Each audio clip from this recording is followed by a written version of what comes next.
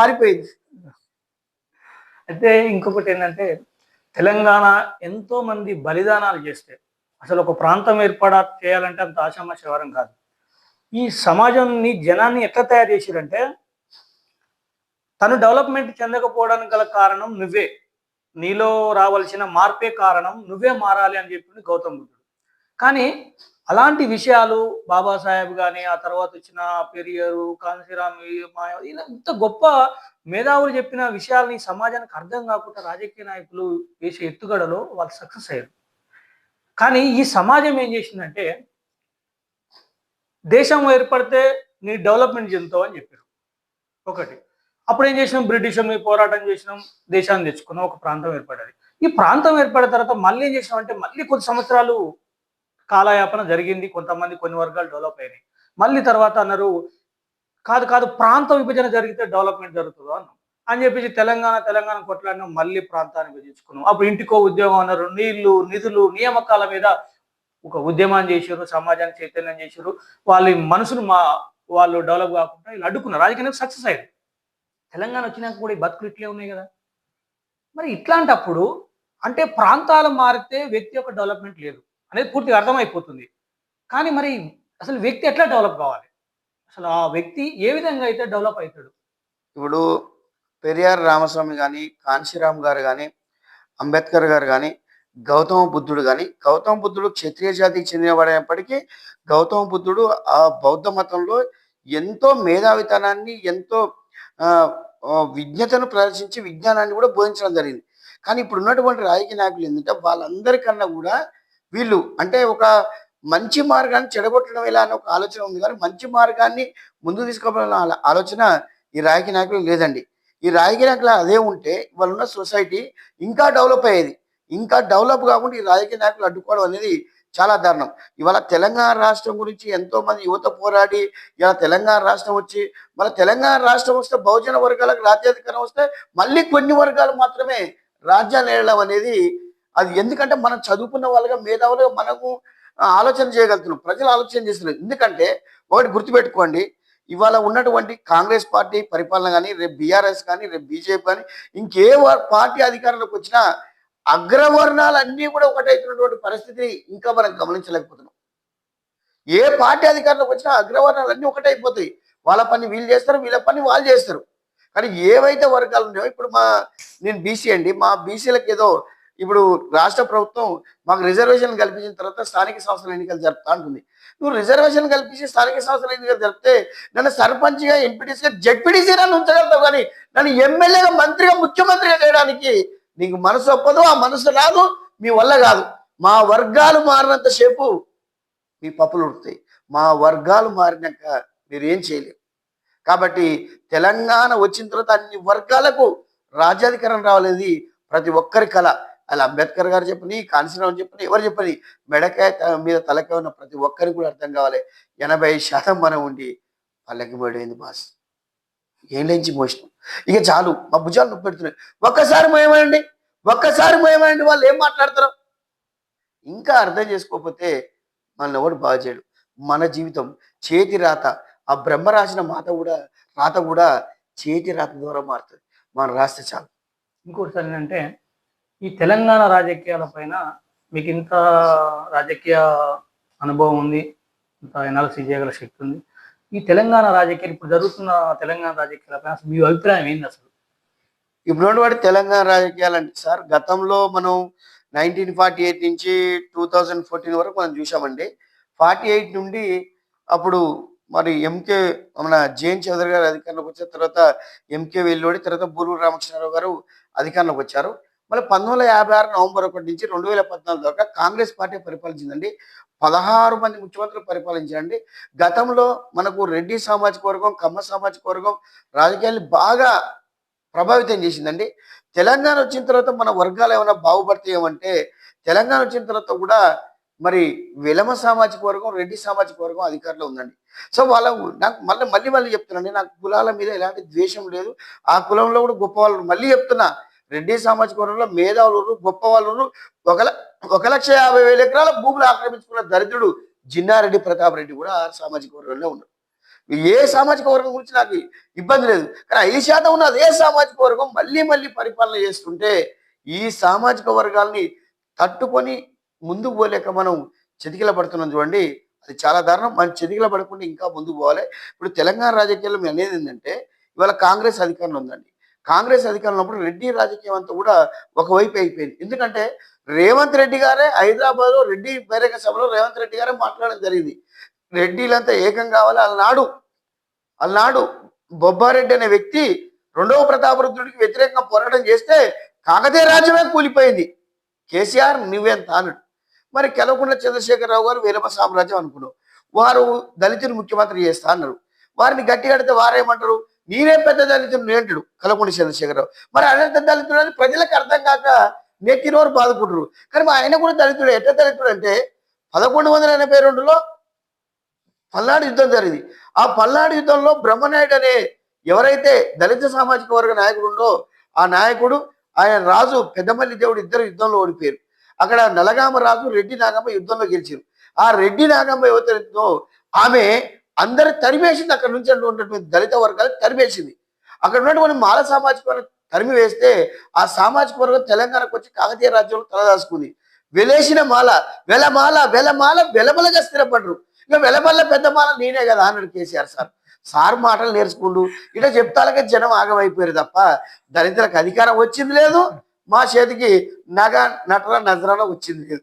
ఇంకనన్నా దళితులు ఈ మాటలతో మోసపోకుండా ఆలోచన చేయాలి. ఏ కొద్ది మందికో దళిత బంధు అంటే కాదు, దళిత వర్గాలన్నీ మనకు బాగుపడాలి కదా. ఒకటి ఆలోచించాలి. కొన్ని వర్గాలకు మనకి ఇచ్చి మన మీదనే మనం ఎగదోస్తున్నారు. మన వర్గాలే మన మీద ఎగదోస్తున్నారు అంటే తేనె తీగలు ఒక తేనె తిట్టకు రాయేసి తేనె తీగలు లేపి మన మీద తోలుతున్నది. ఇది సరైన పద్ధతి కాదు. ఇంకా ఈ యొక్క రాజ్యంలో ఈ యొక్క దేశంలో ఈ తెలంగాణలో మేధావి వర్గాల పాత్ర ఇంకా పోషించవలసి ఉన్నది. కొద్ది రోజులు మనం మంచి పాత్ర పోషిస్తే రాను రోజుల్లో సుభిక్షమైన పరిపాలనకు అడుగులు వేయబోతున్నాం. ఏ వర్గానికి తక్కువ లేకుండా మన 85% ఉన్నాం. ఒక్కసారి మన ఓటు మనం వేసుకుంటే ఏ వర్గాలకు సాగిల పడవలసి దండం పెట్టవలసిన అవసరం లేదు. సాకలి ఐలమని గుర్తు చేసుకోవాలి. అంతే. మనం గుర్తు చేసుకుంటే ఇంకా మనం సక్సెస్గా పోరాడగలుగుతుంది తప్ప ఇంకో ఆలోచన లేదు. ఖచ్చితంగా కూడా అన్ని వర్గాలకు మనం రాజ్యాధికారం అందించే దిశగా మనం ప్రయత్నం చేయాలి. ఇంకొకటి సార్, కొంతమంది ప్రజలు ఎక్కడైతే నివసిస్తున్నారో ఆ ప్రాంతాన్ని రాజ్యం అంటాం. ఈ రాజ్యాన్ని ఏలే వ్యక్తి రాజు అంటాం. ఈ రాజ్యం నుంచి ప్రజలు అసలు ఏం కోరుకుంటున్నారు? ఈ రాజరికం అనే వ్యవస్థ ఏమి ఇవ్వాలి? అసలు ప్రజలకు ఏమిస్తుంది? ఇప్పుడు రాజ్యం నుండి ప్రజలు ఏం కోరుకుంటారంటే అన్ని వర్గాలు సుభిక్షం సంక్షేమం అనే ఫలితాలు కోరుకుంటారు. ఇవాళ సమాజంలో సంక్షేమ పథకాలు ఉన్నాయండి. కొద్దిమంది సంక్షేమ పథకాలను విమర్శిస్తారు. కానీ ఇక బహుజన వర్గాలు ఎవరైతే ఉన్నాయో ఆ వర్గాలు అట్టడుగు వర్గాలు ఆర్థికంగా వెనుకబడి ఉన్నాయండి. ఆ వర్గాలకు సంక్షేమ పథకాలు సరైనవే. కానీ ఆ సంక్షేమ పథకాల పేరిట ఆ వర్గాలు ఉన్నటువంటి జనాన్ని మొత్తం కూడా ప్రభుత్వం తన బానిసగా చేసుకోవడం అనేది అది సరైన పద్ధతి కాదు. అంటే ఏంటంటే విద్యా వైద్యాన్ని అందించవలసిన రాజ్యాన్ని రాజులు విద్యా వైద్యాన్ని అందిస్తే చాలు సమాజానికి. కానీ ఈ విద్యా వైద్యాన్ని వ్యాపారం చేసి ఏదైతే అవసరం లేదో అవన్నీ అందించి సమాజాన్ని ఒక పెడదారిలో పెడుతున్నారని అర్థం చేసుకోవచ్చు. సరే సార్, మీరు చాలా మంచి ప్రశ్న అడిగారు. విద్యా వైద్యం ఫ్రీ ఇవ్వకుండా వాళ్ళకి ఏం వద్దంటారో అవన్నీ కూడా ఫ్రీగా ఇచ్చేసి ఇక రాను రోజుల్లో ఏం పథకం పెడతారంటే రాజకీయ నాయకులు, మీరు ఇంటికాడనే ఉండండి, మేము వచ్చి మా కార్యకర్త తినిపిస్తారు, పండ పెడతారు, బెడ్ వేసి మంచిగా పోతారు అనే ఒక పథకం కూడా పెట్టా అంత ఆలోచన కూడా చేసే రాజకీయ నాయకులు ఉన్నారు సార్. అట్లా కూడా చేస్తారని నాకు భయం అవుతుంది సార్ ఈ రాజకీయ వ్యవస్థ. అని మరీ దారుణం ఈ రాజకీయ వ్యవస్థ. అంటే ఏం ఉపయోగపడుతుంది సమాజానికి, రానున్న తరాలు ఎట్లా బాగుపడాలి కాకుండా ఈ తరాన్ని జడగొట్టి మేము ఎట్లా నిలబడాలని చూస్తున్నారు. అది సరైన పద్ధతి కాదు. కూసున్న కొమ్మ నరుకునే పద్ధతి సరైనది కాదని మా ఆలోచన సార్. ఇంకొకటి ఏంటంటే ఈ తెలంగాణ రాష్ట్రం గతంలో బీఆర్ఎస్ పరిపాలించింది, ప్రస్తుతం కాంగ్రెస్ పరిపాలిస్తుంది.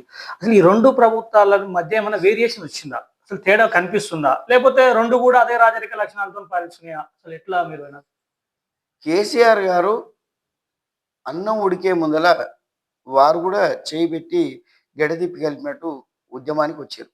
సరే, వాళ్ళ ఉద్యమం వారి పోరాటాన్ని నేను ఇక్కడ శంకించదలుచుకోలే. గతంలో పిసిసి అధ్యక్షుడు ఎవరైతే పీజీఆర్ గారు, జయంత్ రెడ్డి గారు ఉన్నారు. ఆ జయంత్ రెడ్డి గారు కూడా తెలంగాణ ఉద్యమానికి రమ్మని చెప్తే ప్రొఫెసర్ జయశంకర్ వీళ్ళంతా తెలంగాణ ఐక్యవేదిక కలిస్తే జయంత్ రెడ్డి గారు నాకు ఉద్యమం కోసం నేను పోరాడదు తప్ప నేను ఏ పార్టీ పెట్టను రానని చెప్పిండు. ఎందుకంటే గతంలో చెన్నారెడ్డి గారు, జానారెడ్డి గారు, పటోల ఇంద్రారెడ్డి గారు పార్టీలు పెట్టడం పక్కకు జరగడం జరిగింది. కానీ ఈ సందర్భంలో కేసీఆర్ని ఈ వర్గాలన్నీ పోయి కలిసి, ఎందుకంటే 2000 సంవత్సరంలో కేసీఆర్ గారు టీడీపీలో ఉంటూ అక్కడ శాసనసభ డిప్యూటీ స్పీకర్గా ఉంటూ టీడీపీ ప్రభుత్వం ఏదైతే విద్యుత్ ఛార్జీలు పెంచిందో రైతుల పైన పెంచితే రైతులకు ఇంత బుడ్డగోసి పెట్టుకొని బతురు. ఉన్న బుడ్డగోసి కూడా ఉడబెట్టావా చంద్రబాబు నాయుడు? మెడకాయ మీద తలకాయ ఉందా? ఇది ప్రభుత్వమేనా అని గట్టిగా అరిచిండు. మరి ఎవడాయని చూస్తాలకే కేసీఆర్.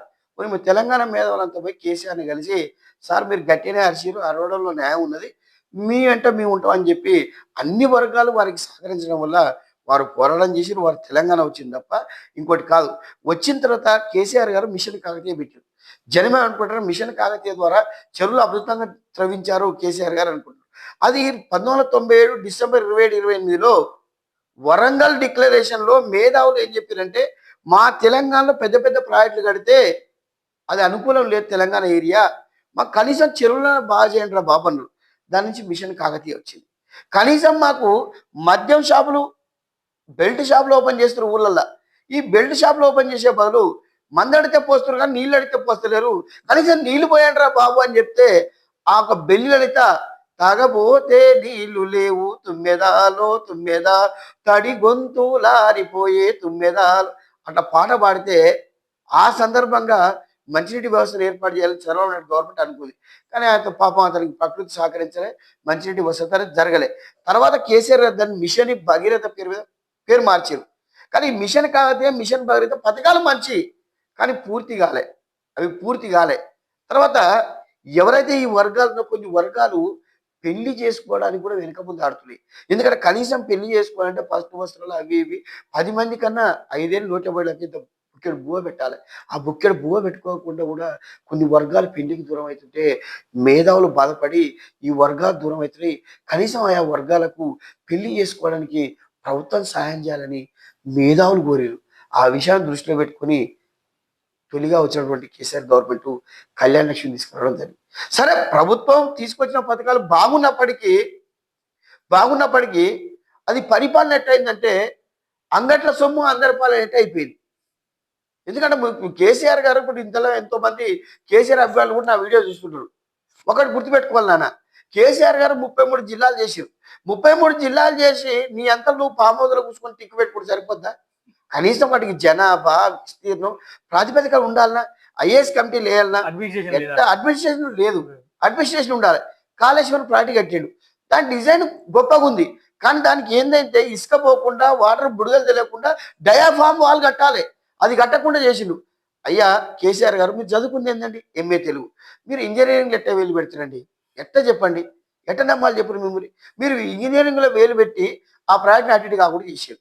కానీ ప్రాజెక్టు దాన్ని మీ సంకల్పం గొప్పది మేము కావట్లేవు, కానీ ఆ ప్రాజెక్టు నిర్మించే విధానం లోపభూయిష్టంగా ఉంది. అంటే 100 సంవత్సరాలకు సరిపడేటువంటి 1,00,000 కోట్ల ప్రాజెక్ట్ అది. అంటే మీరు తెలంగాణ ప్రజలందరి మీద బండం మోపినట్టే కదా. 2045 వరకు ఆ డబ్బులు ఇంకా తీరవు. మీరు ఉన్నా పోయినా, మీ అధికారం ఉన్నా పోయినా, మీ పార్టీ ఉన్నా లేకున్నా ఇంకోటి పార్టీ రావచ్చు, కానీ 2045 వరకు ఆ బిల్లు అనేది ఈ తెలంగాణ ప్రజలు పే చేయాలి. బీఆర్ఎస్ గవర్నమెంట్ ని జనము రిజెక్ట్ చేశారు. ఆ ప్రభుత్వానికి ఈ ప్రభుత్వానికి అసలు వేరియేషన్ ఎట్లా ఉంది, తేడా? ఈ ప్రభుత్వం ఎట్లా చేస్తుంది, అదే విధంగా కొనసాగుతుందని ఇంకేమైనా కొత్త? ఇప్పుడు మనకి ఎట్లా అంటే సార్, అంటే ఇప్పుడు ఊళ్ళలో వేలం పాట పాడతారు చూడు సార్, నువ్వు 2 అంటే నేను 3, నువ్వు 3 అంటే నేను 4, నేను 4 అంటే నువ్వు 5, అంటే వేలం పాట పాడినట్టు ఉంది తప్ప ఇది ప్రభుత్వం రేపు వస్తే మేము అమలు చేస్తామని ఆలోచన వాళ్ళకి లేదు. వేలం పాట పాడినట్టే, నువ్వు 2 ఇస్తే 4 ఇస్తామన్నారు, 10 ఇస్తే 15 ఇస్తామన్నారు. వచ్చినాక ఏంటంటే మాకు కాలికుంటలు కనపడతలేదు కానీ లంకబిందలు కనపడతలేవు. అంటే అవగాహన లేని పరిపాలన సార్ ఇది. ఎవరికి వారే యమునా తీర అన్నట్టు ఈ పరిపాలనలో. ఇప్పుడు ఓ స్త్రీ రేపు రా అన్నట్టు ఎప్పుడు అమలు చేస్తావా అంటే ఆడ రేపు అని రాసి పెట్టింది కాంగ్రెస్ గవర్నమెంట్. ఎన్ని పేజీలు ఇచ్చినా రేపే వస్తుంది కానీ ఈ రోజు వస్తలేదు. అంటే ఈ పరిపాలన కూడా చాలా దారుణంగా ఉన్నది. ఇట్లా ఉంటుంది పరిపాలన, ఎవరు ఊహించలే ప్రజలు. ఇప్పుడు ఏంటంటే ఒక నిరుద్యోగుల విషయంలో నోటిఫికేషన్ లేస్తే అది సరైన పద్ధతే. ఇప్పుడు గతంలో కేసీఆర్ గవర్నమెంట్ కూడా నోటిఫికేషన్, ఆ నోటిఫికేషన్లే ఈ కాంగ్రెస్ గవర్నమెంట్ నింపింది. ఇప్పుడు కొత్తగా నోటిఫికేషన్ వేస్తుంది. ఒక్కటి రాజ్యానికి రహదారులు ఎలాగనో మనిషి శరీరంలో రక్తనాళాలు అలాగన్నారు. ఇలా రాజ్యానికి రహదారులు కాదు, ఒక రాజ్యం బాగుపడాలి, ఒక దేశం బాగుపడాలంటే ప్రభుత్వ ఉద్యోగం అనేటోడు మేధావి అనేటోడు ఉండాలి. ప్రభుత్వ ఉద్యోగం అనేటోడు 30-35 సంవత్సరాలు పనిచేయగలుగుతాడు. ప్రభుత్వ ఉద్యోగి పనిచేస్తే ఏ రాజ్యం ఏ దేశం అభివృద్ధి చెందుతుంది. కానీ 5 ఏళ్ల రాజకీయ నాయకుడు పనిచేస్తే కాదు కాదు కాదు. కాబట్టి ఇప్పుడున్నటువంటి తెలంగాణ గవర్నమెంట్ ఏదైతే కాంగ్రెస్ గవర్నమెంట్ ఉందో ఖచ్చితంగా నిరుద్యోగుల పక్షాన ఉండాల్సిందే, ఉద్యోగాలు భర్తీ చేయాల్సిందే, మేధావితనం కొనసాగించడం తప్ప అంతకు మించి అదర్వైజ్ ఏమైనా చేస్తే ఈ గవర్నమెంట్ కూడా రానున్న రోజుల్లో బండకేసి కొట్టడానికి ప్రజలు సిద్ధంగా ఉన్నారు. ఏం లేదు సార్, కొత్త సీసాలో పాత సార, అంతకు మించిన ఈ ప్రభుత్వం కూడా ఏమీ లేదని నా అభిప్రాయం. అదే సార్, మాకు కూడా ఏమనిపిస్తుందంటే ఈ రాజ్య వ్యవస్థలో 3 విభాగాలు ఉన్నాయి. ఒకటి కార్యనిర్వాహక వ్యవస్థ, శాసన నిర్మాణ శాఖ, న్యాయశాఖ. ఏ శాఖ దాని పని స్వయం ప్రతిపత్తితో నిర్వహించాలి. అప్పుడు రాజ్యం అనేది సుభిక్షంగా సాగుతుంది. కానీ ఈ అవగాహన లేని, మీరు చెప్పినట్టు అవిద్యావంతులు, వారసత్వ రాజకీయాలు కానీ ఈ ప్రలోభాలకు జనాన్ని గురి చేసి యువతని ప్రలోభాల పాలు చేసి ఈ సమాజంలోకి వచ్చిన ఏ రాజకీయ నాయకులు అయితే ఉన్నారో వాళ్ళు తన స్వప్రయోజనం కోసం కార్యనిర్వాహక వ్యవస్థని మొత్తాన్ని కూడా చెప్పు చేతుల్లో పెట్టుకొని ఈ శాసన నిర్మాణ శాఖే రాజ్యం ఏలుతూ వ్యవస్థను మొత్తం చిన్నాభిన్నం చేస్తుందని మాకు అనిపిస్తుంది. మీకు ఎట్లా, అది కరెక్ట్ అనిపిస్తుందా? ఇది సరైన పద్ధతి కానీ ఆ రోజు అధికార పుస్తకన్న సిద్ధాంతం చెప్పిన మాంటెస్కు కానీ ప్రపంచ మేధావులు కూడా ఈ న్యాయశాఖ పనిచేయాలి, శాసన నిర్మాణ శాఖ శాసనాలు చేయాలి, కార్యనిర్వాహక శాఖ కార్యనిర్వాహకం దాని వరకు అది చేయాలి. కానీ వాళ్ళకి ఏదైతే శాసన నిర్మాణ శాఖ ఉందో అది శాసనాలు చేస్తుంది, కార్యనిర్వాహక శాఖ మీద అదే పెత్తనం చేయలేస్తుంది, న్యాయశాఖ మీద అదే పెత్తనం చెలాయిస్తుంది. అంటే ఇవాళ ప్రపంచంలో అమెరికా ఉన్నత దేశమైంది, అమెరికా గొప్ప దేశమైంది, అమెరికా ఆర్థికవంతమైన దేశమైంది. అంటే అమెరికాలో మనకన్నా ఎక్కువ కష్టపడే జనాభా ఏం కనలే. ప్రపంచంలో మొదటి స్థానం మనమే ఉన్నాం. అమెరికా ఏమిట్ల మేధావులు, అమెరికాకు మించిన మేధావులు భారతదేశం సొంతం ఉన్నారు. కాబట్టి మన దేశంలో ఏదైతే ఈ న్యాయశాఖ ఈ కార్మిక శాఖ మీద శాసన నిర్మాణ శాఖ ఏదైతే పెత్తనం చెలాయిస్తుందో ఆ పెత్తనం పోయినాడు ఇండియా అనేది ఖచ్చితంగా అభివృద్ధి చెందుతుంది, బాగుపడుతుంది. ఇప్పుడు 4వ ఆర్థిక వ్యవస్థ ఉన్నాం. అది త్వరలో ప్రపంచంలో మొదటి ఆర్థిక వ్యవస్థగా మనం పోవాలి అంటే ప్రజలు కొద్దిగా ఆలోచించి ఏ వ్యవస్థ మీద మరి జోక్యం చేసుకునే ఒక ఆలోచన చేయాలి. ఎందుకంటే మీకు చిన్న ఉదాహరణ చెప్తారు. శాసనాలు చేసిన శాఖ శాసన నిర్మాణ శాఖ, కార్యనిర్వాహక శాఖ దాన్ని పని చేసుకోకపోతే కార్యనిర్వాహక శాఖ పోలీస్ శాఖ కూడా అందులోకి వస్తుంది, న్యాయశాఖ.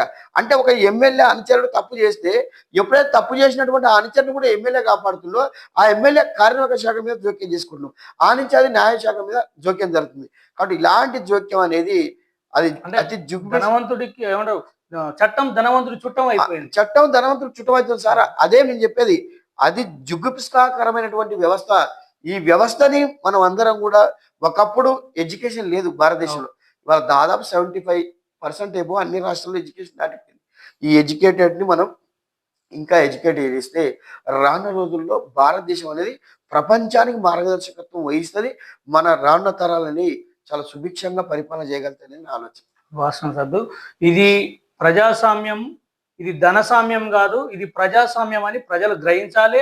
యువత చైతన్యవంతం కావాలి. విద్యావంతులు, మేధావులు అవగాహనతో అడుగులేసి సమాజాన్ని గనక తట్టి లేపినట్టయితే మళ్ళీ ప్రజాస్వామ్యం పునర్నిర్మాణం తీసుకొని మళ్ళీ ఒకసారి ఈ చైతన్యం దిశగా సమాజం నడుస్తుంది అనేది స్పష్టంగా చెప్పారు సార్.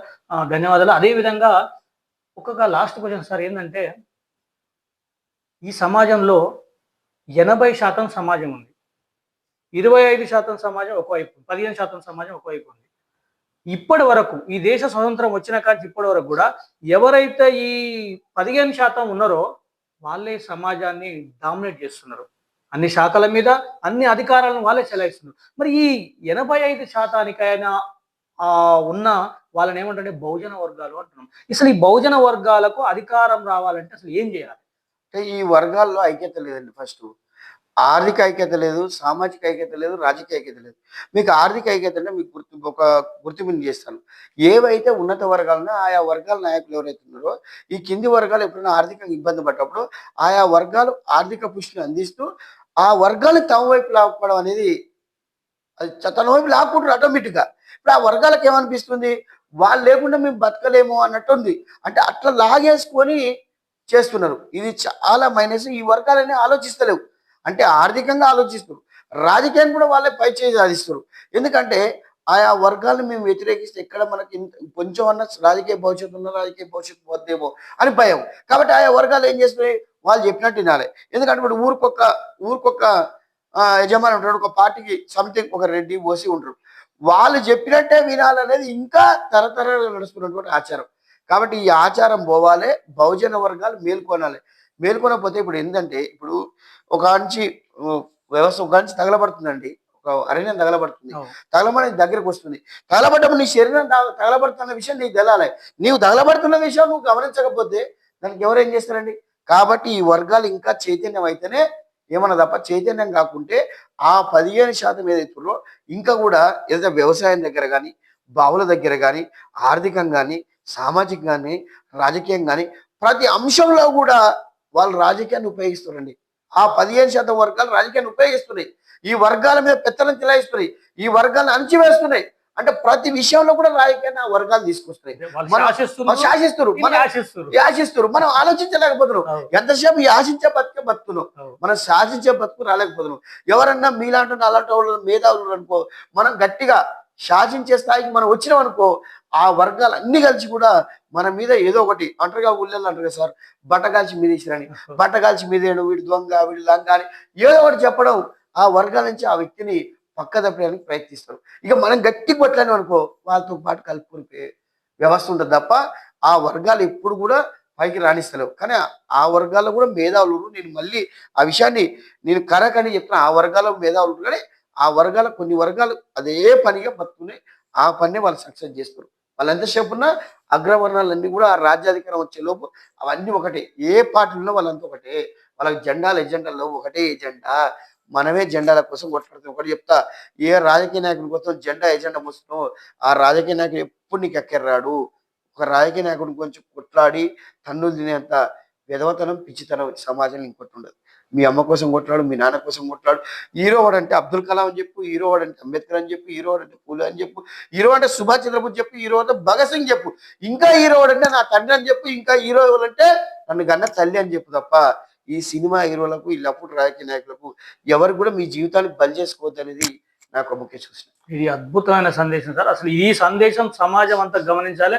ఇవాళ చిన్న పిల్లలు ఏం నేర్చుకున్నారంటే, బయటికి వెళ్తే నేను పవన్ కళ్యాణ్ ఒకడు అంటాడు, నేను పుష్ప 2 అంటాడు. నిన్న ఒక అబ్బాయిని రోడ్డు మీద పోతుంటే, అరే ఏంద్రా స్కూల్కి పోలేదురా అంటే, పుష్ప 2 ఓడు అంట. అరే పుష్ప 2 అంటే బడి ఓడు అంట. అరే ఈ సమాజానికి ఒక అంబేద్కర్ అంటే ఆయన ఎవరు అంటారు, ఓ సుభాష్ చంద్రబోస్ అంటే ఆయన ఎవరు అంటారు. కానీ పుష్పాలు ఆళ్ళు వీళ్ళు మాత్రం అద్భుతంగా తెలుస్తారు. అంటే ఇది అసలు సమాజం లోపమా, విద్యా వ్యవస్థ లోపమా, రాజకీయ నాయకుల లోపమా, అసలు ఎక్కడ ఉంది ఈ లోపం అంతా? కదా ప్రింట్ మీడియా, ఎలక్ట్రానిక్ మీడియా, రాజకీయ నాయకులు ఇప్పుడు మనం ఏమంటాం సార్, ఇప్పుడు కంచరోళ్ళు ఉంటుంది సార్. కంచరోళ్ళు ఇత్తడి కడగబోస్తారు సార్. కడగబోసి మనకు అప్పట్లో ఈ ఇసుకతోటి పెట్టెలు ఉండే. ఆ పెట్టెలో పోస్తే ఏ రకమైన వస్తువు పోస్తే ఆ రకమైన వస్తువు బయటకు వస్తుంది. ఇవాళ ఏ రకమైన వస్తువు పోస్తున్నారు అంటే ఖరాబ్ వస్తువులే పోస్తున్నారు. అంటే ఖరాబ్ వస్తువులే బయటకు వస్తున్నాయి తప్ప ఇంకో వస్తువు కాదు. కాబట్టి సొసైటీలో మంచిని ప్రోత్సహిస్తే మంచిగా వస్తుంది, చెడుని ప్రోత్సహిస్తే చెడు వస్తుంది. కాబట్టి ఈ మీడియా మాధ్యమం, సినిమా అనేది తన పరిధిని దాటిపోతుందన్న ఆలోచన. ఆ పరిధిని నియంత్రణ దాటిపోకుండా చేయవలసింది నియంత్రణ కూడా ఉండాలి. రాజకీయ నాయకులే. నియంత్రణ ఉండదు రాజకీయ నాయకులు. మరి రాజకీయ నాయకులు కూడా పరిధి లేదండి. ఇప్పుడు రాజకీయ నాయకులు ఎవరైనా మేధావి ఉంటే, పీజీ చదివినోడు ఉంటే, మేధావి ఉంటే, ఆ పీజీ చదివినోడు మేధావి ఉంటే అట్లా ఆలోచించాడు కదండి. పీజీ చదివినోడు మేధావిని పంపిస్తున్నావా అండి? గతంలో సత్యవతి రాథోడ్ గారు ఉండు, ఆమె 3rd క్లాస్. ఇప్పుడు గతంలో సబితా ఇంద్రారెడ్డి గారు ఉన్నారు. మేము టెట్ వేయండి మేడం అని మేము అడిగినాం. టెట్ వేయండి అంటే టెట్టుకు ఆ మేడం ఏం చెప్పిందంటే ఖాళీలు లేవన్నది. టెట్టుకు ఖాళీలకు సంబంధం ఉందా అండి? అంటే డిఎస్సి ఖాళీలు లేవనాలి, టెట్టు ఖాళీలు లేవంటే ఆ మేడంకి అవగాహన లేని వాళ్ళని తీసుకొచ్చి అక్కడ 10లో కూర్చోబెట్టడం ఎంతవరకు కరెక్ట్ చెప్పండి? అది సరైన పద్ధతి కాదు. ఎవరైనా మేధావి ఉంటేనే మేధావితనం బయటకు వస్తుంది. హైదరాబాద్కు వరదలు ఎందుకు వస్తున్నాయంటే ఇప్పుడు ఒక ఇంజనీర్ అనేవాడు ఏడ ఫ్లైఓవర్ ఉండాలో ఆలోచన చేస్తాడు. ఆ ఫ్లైఓవర్ కట్టకుండా చేస్తే 1000 మంది చచ్చిపోయినాక అదే జనం అది ఫ్లైఓవర్ కావాలని ధర్నా చేస్తున్నారంటే జనం ఎంత లోపం. అంటే ఇంజనీరింగ్ చదువుకున్నోడు మేధావిని ఆలోచిస్తాడు. ఈ కులం వర్గం